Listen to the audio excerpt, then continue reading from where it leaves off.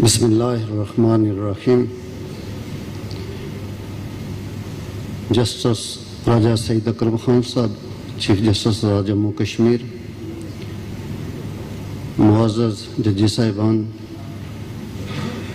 وکلاء خواتین و حضرات،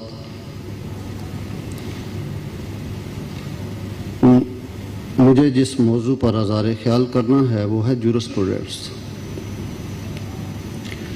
جورسپروڈنس کا لفظ لاطینی زبان کے لفظ جورسپروڈنشیا سے ماخوذ ہے.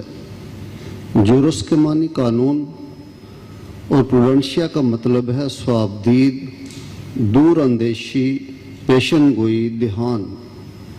اس سے مراد اچھے فیصلے عقل کے ذریعے اختیار کی مشق ہے. خاص طور پر لفظ پروڈنس کا مطلب کسی معاملے کا علم یا مہارت بھی ہے. یہ لفظ فرانسیسی قانون کے ذریعے انگریزی میں داخل ہوا.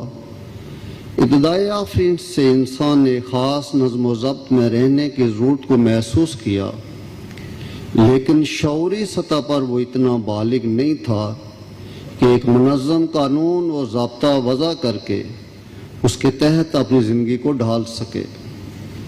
پتھر کے دور سے انسان نے محدود پیمانے پر زندگی کے بنیادی اصول وضع تو کر لیے تھے، لیکن ان کی کوئی باضابطہ شکل یا تحریری صورت گری موجود نہیں تھی.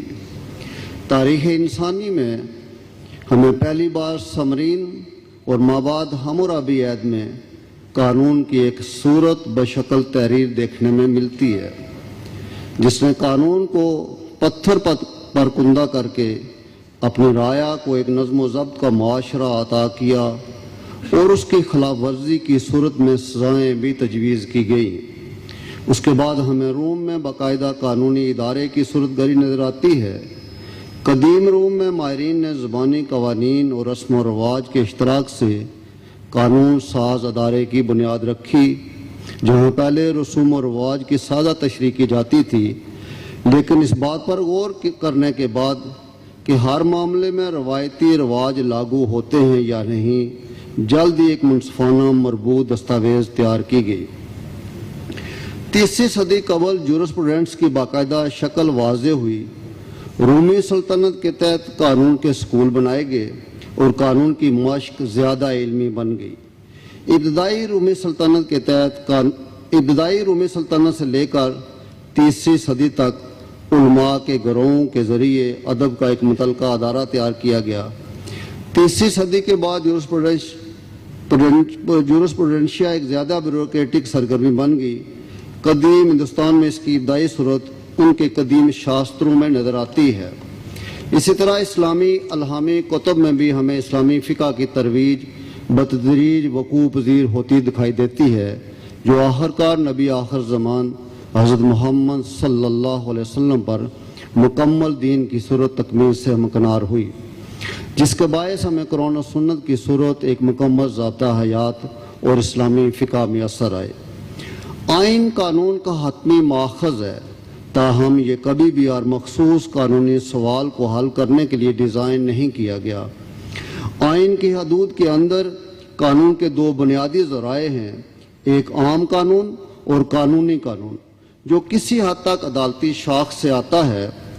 حالانکہ عدالتیں قوانین نہیں پاس کرتی، لیکن وہ ان کی تشریح ضرور کرتی ہیں. اس کا مطلب یہ ہے کہ عدلیہ اپنے قانونی فیصلوں کی بنیاد آئین میں لکھی گئی باتوں اور اسی طرح کے معاملات میں سابقہ عدالتی فیصلوں پر رکھتی ہے.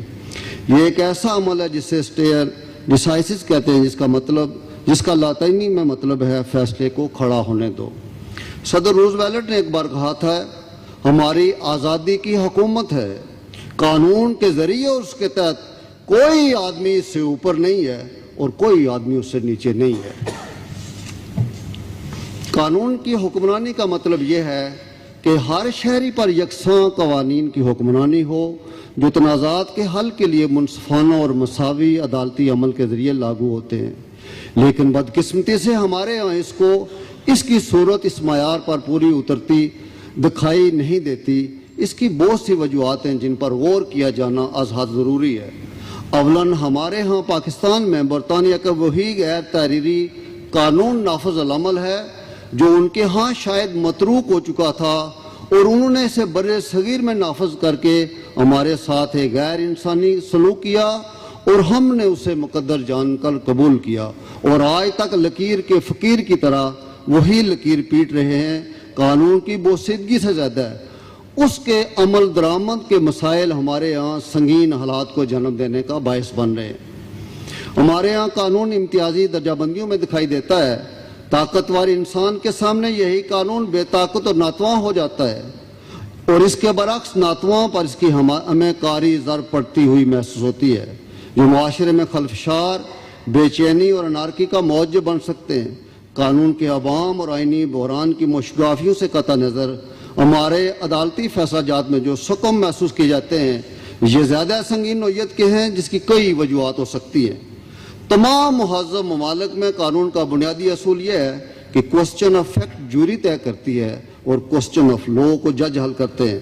گویا دونوں مل کر فیصلے کو منطقی انجام کی طرف لے جاتے ہیں، جس کا تیسری دنیا کے ممالک میں رواج نہیں ہے۔ اس لیے کہا جاتا ہے کہ ہمارے ہاں فیصلے ہوتے ہیں، انصاف نہیں ہوتا ہے۔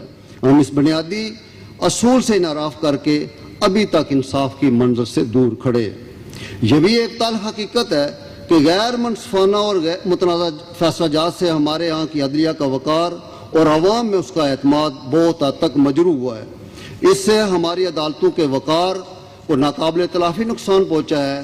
یہ وقار اور شان و شوکت جو عدلیہ کے معیار اور اعتبار کے عین مطابق ہو، ہم کیسے بحال کر سکتے ہیں؟ اس میں پہلی گزارش تو یہ ہے کہ سب سے پہلے ججوں کے انتخاب کو صاف و شفاف ہونا چاہیے، پھر تمام جج حضرات کی تربیت کے لیے ایک معقول عرصہ متعین کیا جائے۔ جب ہم بیرونی ممالک کے انصاف اور قانون کی عملداری کا قصیدہ پڑھتے ہیں، تب ہم یہ نہیں سوچتے کہ ہمارے ججز اس نظام سے زیادہ آشنائی نہیں رکھتے۔ اس لیے ضروری ہے کہ تمام ججز کو بیرون ملک تربیت کا موقع فراہم کیا جائے، تاکہ عدالتی نظام کو دیکھ کر اپنے ہاں اصلاحات کر سکیں۔ اس کے علاوہ فیصلہ جات کا عمل درآمد بھی ایک بڑا سنگین مسئلہ ہے۔ اکثر عمل درآمد کرنے والے ادارے عدلیہ کے فیصلوں کو ہوا میں اڑا دیتے ہیں، جس سے فیصلہ جات اپنی اہمیت اور افادیت زائل کر دیتے ہیں۔ پہلے تو فیصلہ انصاف اور قانون پر مبنی ہونا چاہیے، اور اس کے بعد اس پر عمل درآمد کے لیے سختی سے عمل پیرا ہونا چاہیے۔ اگر فیصلے انصاف کے مطابق نہ ہوں اور ان کے عمل درآمد کو یقینی نہ بنایا جائے تو لوگوں کو وہ انصاف مہیا نہیں ہو سکتا جس کا تقاضا لے کر وہ عدالت کے دروازے پر دستک دیتے ہیں۔ اس سے پہلے کہ عدلیہ کے دروازے پر دستک بند ہو جائے، ہمیں چاہیے کہ ہم لوگوں کے دلوں پر دستک دیں اور ہم سے جو توقعات وابستہ کرتے ہیں ہم ان کو پورا کریں۔ ایوان عدل کو ہمہ وقت بیدار رہنا چاہیے، تاکہ جو زنجیر عدل ہلائے اس پر انصاف کا دروازہ فوری کھل جائے۔ میں مولانا روم کے اس پیغام کے ساتھ اجازت چاہوں گا۔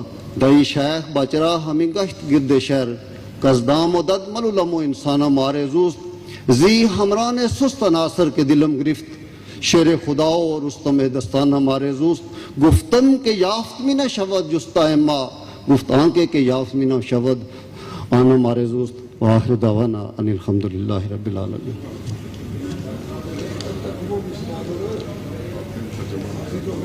ہاں سر ترجمہ کی اجازت ہو دو۔